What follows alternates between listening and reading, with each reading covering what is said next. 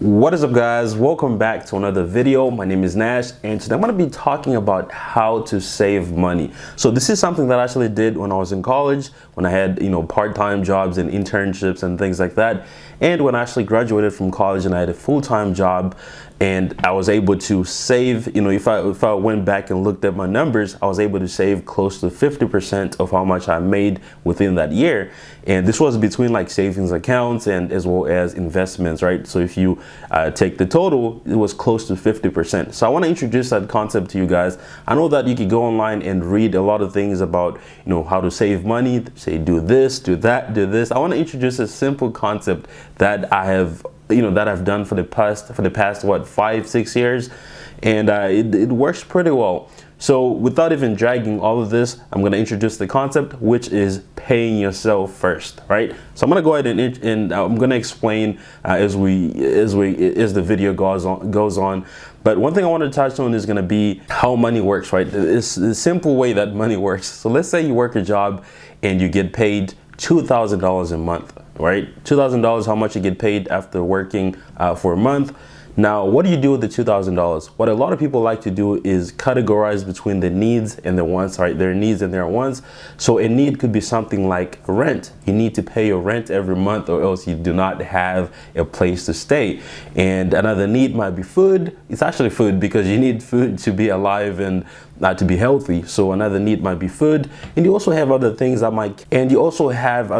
that might count as needs, such as insurance. Sometimes if you're renting an apartment, you need renter's insurance in order to rent that apartment, right? So that's going to be a need as well because it's attached to your housing, which is a need.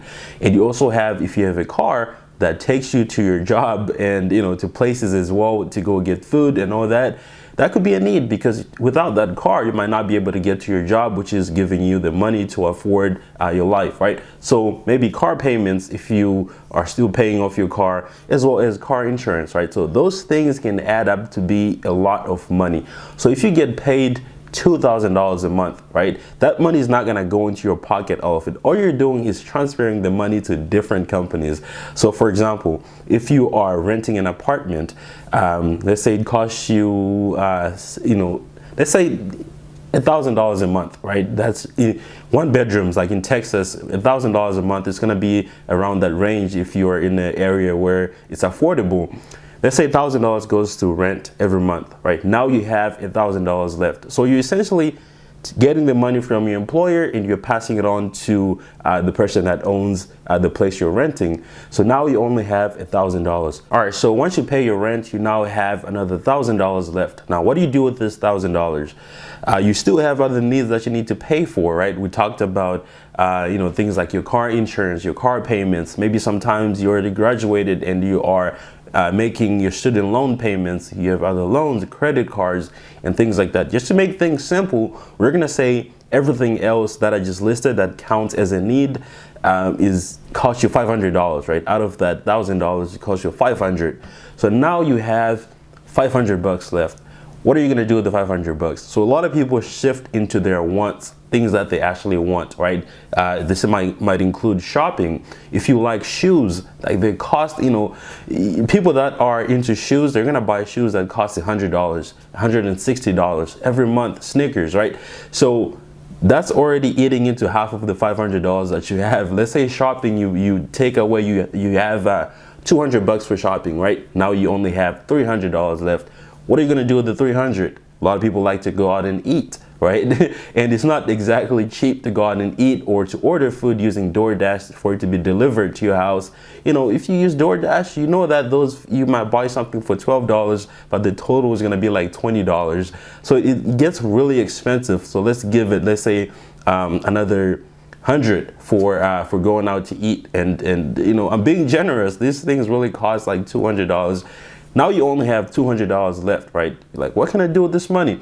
Let's say once in a while, you're young, you like to go out with your friends, go to the club, get some drinks. If you've been to the club, if you've been to a bar, you know that drinks are not cheap. And let's say that costs you another $100, right? Over the month, it might go 2-3 times. In total, it's like $100. Now you have $100 left. What do you do with it? Maybe you do things you like. For me, I like going fishing, right? Let's say I buy a fishing pole, I buy a bunch of things that I actually enjoy doing.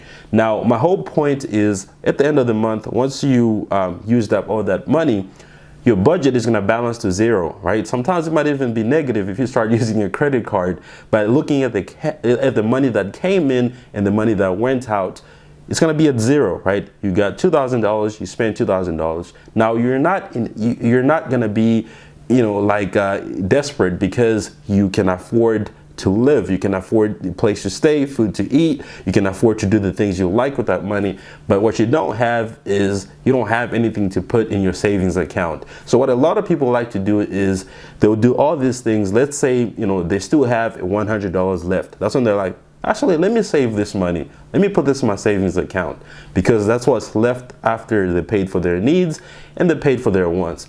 So the concept of paying yourself first is literally like you pay yourself first. So one of the things I do, or the only thing that I do, is if I receive a paycheck, right? Let's say I get paid every 2 weeks or 2 times a month. I receive $2,000 every 2 weeks. What I would do is I'll pay myself first a certain percentage of money, right? So let's say I pay myself 50%, right? I try to do between 30 to 40%, right? Depending on if I have surprise bills or things like that, then I go back to 30%. But if I don't really have anything going on, I move it up to 40%, sometimes even 50%. So I receive a paycheck. Let's say I receive $2,000. And I pay myself $1,000, which means I transfer the money from my checking account to my savings account. All right, so one of the problems that I was facing at first when I was starting to, pay myself first, was sometimes I would not have enough to cover my needs after I paid myself first, right? So one of the things I did was I would take money from my wants. So let's say that my needs, things like rent, car payments and things and insurance, things like that. Let's say they cost me I budget $700 for all of that, right? And now I don't have enough to do that, right? I can't afford to pay for my needs and pay for my wants, which is going out to eat, going drinking, buying, purchasing things that I'm interested in.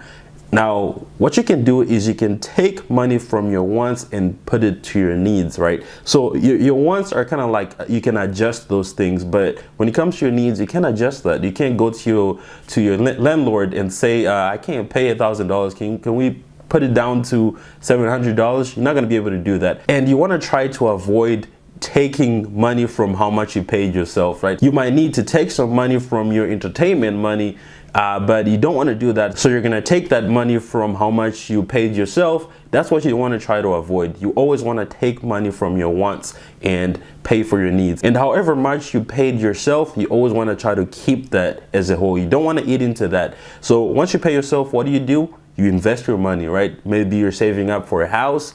Maybe you put the money in the stock market where you can get a return. So that is how you save a lot of money, by paying yourself. So if you want to get started with this, one thing I recommend is, you got to start low. You can start with maybe paying yourself 10%, right? As soon as you get paid, you pay yourself 10% of the total. Put that in your savings or somewhere. You just paid yourself first. And after you pay yourself first, now you can pay everyone else, which is the utility company, the company that owns the house you're renting, the company that, the loan company, the car company, the insurance company. Now you pay all of them, but after you pay yourself, right? It makes no sense to get paid and then you pay everyone but yourself. So that is the concept that I adopted when I was in college, and I've been able to save so much money, which allows me to invest and purchase, assets and things like that. So that's what I wanted to introduce to you guys. Let me know what you think, and if you have a different way of saving money that works for you, let me know in the comment section below. If you want to add anything else, let me know in the comment section below. But thank you so much for watching, guys. Make sure to go ahead and hit the subscribe button below if you haven't already. And I'll see you on the next one. Peace.